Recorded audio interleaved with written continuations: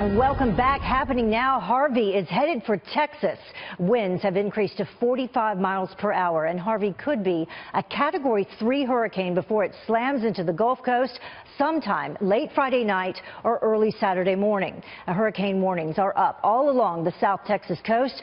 Some areas could get up to 25 inches of rain. Can you imagine?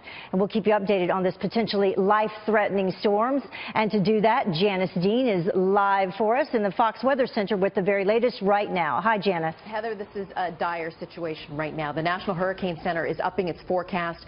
The storm is rapidly intensifying over the warm Gulf of Mexico waters, and now we are expecting Category 3, a major hurricane, to make landfall along the Texas coast, and they have slowed down the timeline, making landfall around Saturday, 7 a.m. And again, we haven't had a major hurricane hit the U.S. coast since 2000, in over a decade.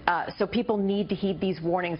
The other problem is not only are we going to be dealing with storm surge, life-threatening storm surge, but potentially catastrophic flooding as the storm Harvey is expected to slow down as it makes landfall, and once it makes landfall, and bring locally upwards of 2 feet of rain. Some of the forecast models moving into the 35 to 40-inch range. So this is, a big storm.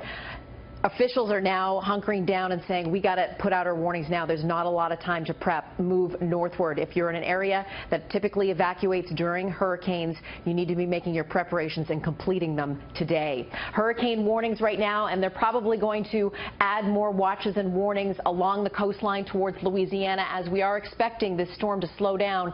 Here's one of our reliable forecast models. This is the European model. This is Saturday again when we expect it to make landfall as potentially a major hurricane, and then watch as it lingers Sunday, Monday, even into Tuesday, and potentially there are a couple of models that bring it back into the Gulf of Mexico, making a second landfall towards Louisiana. You can see as we go into Tuesday and Wednesday, still dealing with this storm system. So I cannot stress it enough. If you live along the coast of Texas and Louisiana, making your preparations, completing them now. If you have to evacuate, do so. Listen to your local officials.